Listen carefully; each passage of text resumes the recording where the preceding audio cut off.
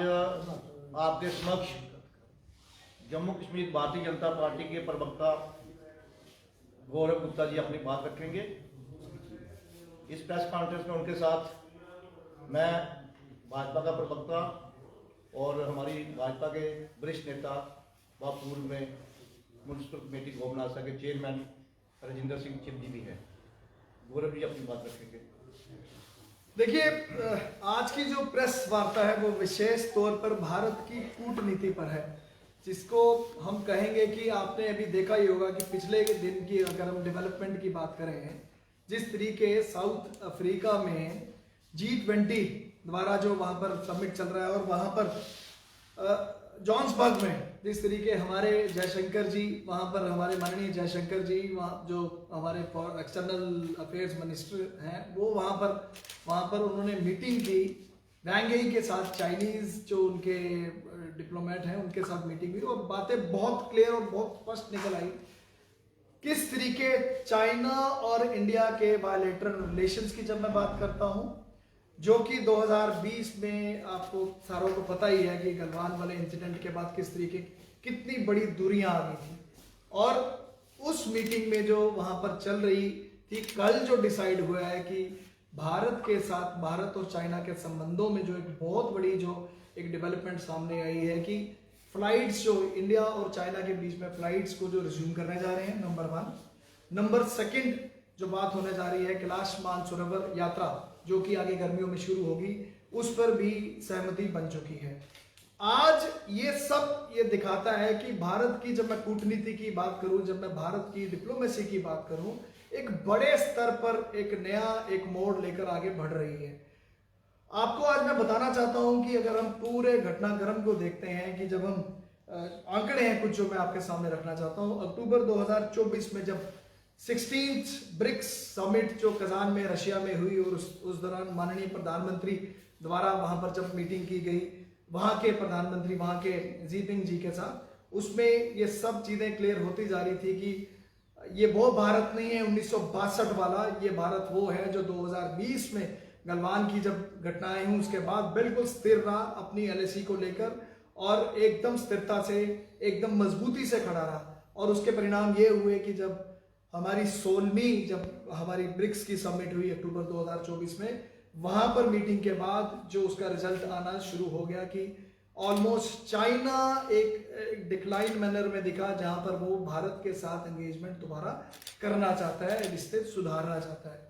फिर उसके बाद नवंबर G20 में जब ब्राजील में मीटिंग हुई, फिर हमारे एक्सटर्नल अफेयर मिनिस्टर जो जयशंकर जी, फिर उनके साथ जब चर्चा हुई तो वहां पर चाइनीज फॉरेन मिनिस्टर जो वैंग यी, फिर दोबारा इन्हीं टॉक्स को रिज्यूम किया गया जो कि पिछले महीने हुई थी। उसके बाद दिसंबर, फिर मैं 2024 की बात करूंगा, जिस तरीके इंडियन नेशनल जो हमारे सिक्योरिटी एडवाइजर हैं, मानो 23rd जो मीटिंग्स का जो एक सिलसिला जो राउंड अप चल रहे थे उसके बारे में मीटिंग हुई, उसमें भी यही बातें हुई कि LAC को लेकर, फ्लाइट्स को लेकर, ट्रेड को लेकर, कैलाश मानसरोवर यात्रा को लेकर।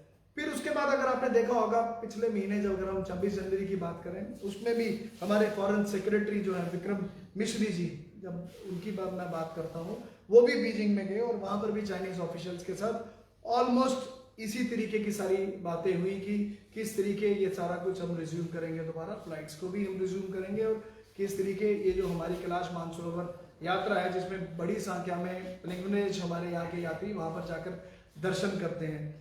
और उसी का नतीजा है कि कल जो मीटिंग जॉन्सबर्ग में साउथ अफ्रीका में हुई, जिसका मुख्य रूप पर G20 फॉरेन मिनिस्टर जो मीटिंग थी, कल इसी सब पर कंक्लूड हुई कि ऑलमोस्ट सारी चीजें फाइनल हुई और एक बिल्कुल सिग्नल, ग्रीन सिग्नल दिया गया और जिसकी आगे आपको श्रृंखला आगे थोड़े दिनों में देखेंगे। बातों, आज मैं आपके साथ सिर्फ इसलिए रूबरू होने आया हूं कि जब हम भारत की कूटनीति की बात करते हैं, भारत की डिप्लोमेसी की बात करते हैं, आज जिस तरीके एक अपना इम्पैक्ट ऑल ओवर वर्ल्ड उसका जो डला हुआ है वो सामने दिख रहा है। फिर मानो इसके पीछे एक बहुत बड़ा रीजन अगर मैं देखता हूं, वो एक फिर सरकार, स्टेबल गवर्नमेंट यहाँ पर होना और हमारी नीतियां। अभी फ्रांस में ही हाल ही में आपने देखा कि हमारे माननीय प्रधानमंत्री जी की जब विजिट हुई, उसमें पिनाका मिसाइल सिस्टम को लेकर जो बात हुई, फिर वो अब लोग मानो फ्रांस के यहाँ पर आर्मी आ रही है, हमारा पिनाका मिसाइल सिस्टम को प्रिकोर करने जा रहे हैं। जब मैं पिनाका मिसाइल सिस्टम की बात करूं, वो आप पिनाका जो शब्द है वो एक्चुअल में भगवान राम जी के धनुष की जब मैं बात करता हूँ, इतना सक्षम मिसाइल सिस्टम है जो कि 44 सेकंड में कई मिसाइलें निकालता है।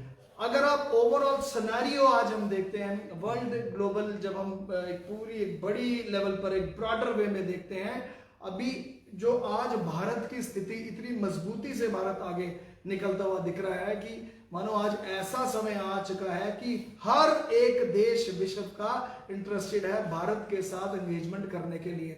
इसके पीछे रीजन बहुत एक क्लियर है कि एक तो सबसे बड़ी मार्केट है यहाँ पर, सबसे बड़ी यहाँ पर कंजम्पशन है, और दूसरी सबसे बड़ी बात है भारत की कूटनीति, और तीसरी जो सबसे मजबूत बात है जो यहाँ की स्थिर सरकार, जिन्होंने ये प्रूव करके बताया कि चाहे जितनी मर्जी एक ग्लोबल आज वर्ल्ड ऑर्डर भी चेंज हो जाए, कुछ भी हो जाए, पर भारत जिस क्षमता से आगे बढ़ रहा है उस तरीके से आने वाला टाइम सिर्फ भारत का होगा।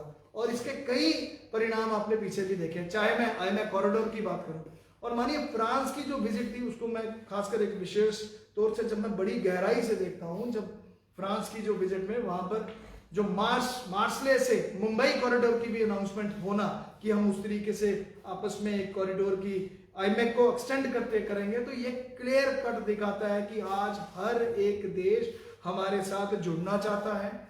आज हर एक पूरे वर्ल्ड का जो आज सिनेरियो है वो सिर्फ भारत को मुख्य तौर से केंद्र बिंदु लगाकर सबसे आगे एंगेजमेंट करना चाहता है, क्योंकि भारत एक सबसे बड़ी आज यहाँ पर इकोनॉमी बनने जा रहा है और जिसका नमूना आपने देख ही लिया है। और चाहे बात करूं भारत की अपनी कूटनीति की, जब मैं बात कर रहा हूं, आज इतनी मजबूती से मानो कभी नहीं दिखा कि जिस तरीके चाइना जो एक अपने आप को सबसे बड़ा देश बोलता था, आज किस तरीके आज खुद एक पहल कर हमारे साथ एंगेजमेंट्स कर रहा है। डॉक्टर साहब, मेरा सवाल रहेगा, कूटनीति की बात करें, कूटनीति अमेरिका में फेल होगी। जिस तरह से हमारे भारतीयों को पहली बार जो है एक बहुत शर्मनाक तरीके से हमारे नागरिकों को डिपोर्ट करके लाया गया, जंजीरों में बांध के लाया गया, वहाँ आपके प्रधानमंत्री की कूटनीति और फॉरेन पॉलिसी कहाँ गई? देखिए, आप एक वरिष्ठ पत्रकार हैं, मैं आपको कहना चाहता हूं कि अगर कुछ इलीगल इमिग्रेंट्स अगर उस तरीके से गए नहीं, उसका एक सम्मान तरीका होता है। कोलंबिया की मैं एक उदाहरण देता हूँ आपको। कोलंबिया एक छोटा सा देश है, सुनिए जहां पर डॉक्टर साहब मेरी बात सुनिए, आप बोलने तो दीजिए। कूटनीति की जब मैं बात कर रहा हूं कि वो आज जो मीगा और मेगा जो बात हो रही है, आज जो मीगा और मेगा बात हो रही है, वो हमारी कूटनीति का ही नतीजा है। आज मेक अमेरिका ग्रेट अगेन या मेक इंडिया ग्रेट अगेन की बात हो रही है, वो हमारी कूटनीति की बात है जो सिर्फ ट्रंप द्वारा क्लियर कट तरीके से बोली जा रही है। डॉक्टर साहब, कोलंबिया एक छोटा सा देश है, उनके नागरिकों को डिपोर्ट किया, इवन के उनका अमेरिका का जहाज नहीं उतरने दिया और खुद का जहाज लेके संभाल तरीके से अपने नागरिकों को लाया। मैं आपसे उम्मीद करता हूं कि आप खबरें सब एक अच्छे तरीके से देखते हैं। शायद परसों वाली जो डेवलपमेंट है उसके बारे में शायद आप अवेयर नहीं है। हमारे यहाँ से ही कहा गया है कि जिस तरीके से जो पहला विमान जिस तरीके से आप बोल रहे हैं जो आया गया है, उस पर भी आपको आने वाले टाइम पे दिखेगा, क्योंकि वो तो 18,000 का एक पूरा एक बड़ा एक आंकड़ा है जिन लोगों को वापस आना है। तो मुझे लगता है कि आने वाला जो टाइम होगा आपको क्लियर कट दिखेगा कि उसमें भी कैसे बदलाव दिखेगा।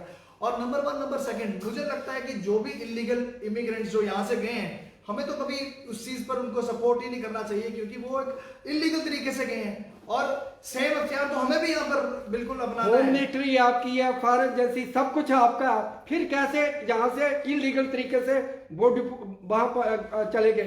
किस तरह से चले गए? आप तो कह रहे हैं कि शायद वो भाजपा की सरकार के समय में नहीं, पहले से राज आपका है और आज पहले से गए हैं। और आज ये जो आज दर्शाता है क्लियर कट फॉरेन पॉलिसी दिखाता है। जिस तरीके आप उस चीज पे नहीं बात करते जो पॉजिटिव बात है, आप दूसरी बात करते हैं। आज आप मागा और मीगा की बात करिए, आज मागा और मीगा की बात करिए, जहां पर मेक अमेरिका ग्रेट अगेन की बात हो रही है, जहां पर मेक इंडिया ग्रेट अगेन की बात हो रही है, जहां पर दोनों हमारे प्रधानमंत्री इकट्ठे होकर एक ही स्वर में एक बात रख रहे हैं। मानो आज आप इस चीज को डिनाइल नहीं कर सकते कि जब मैं भारत की कूटनीति की बात करूं, किसी भी तरीके कम नहीं है।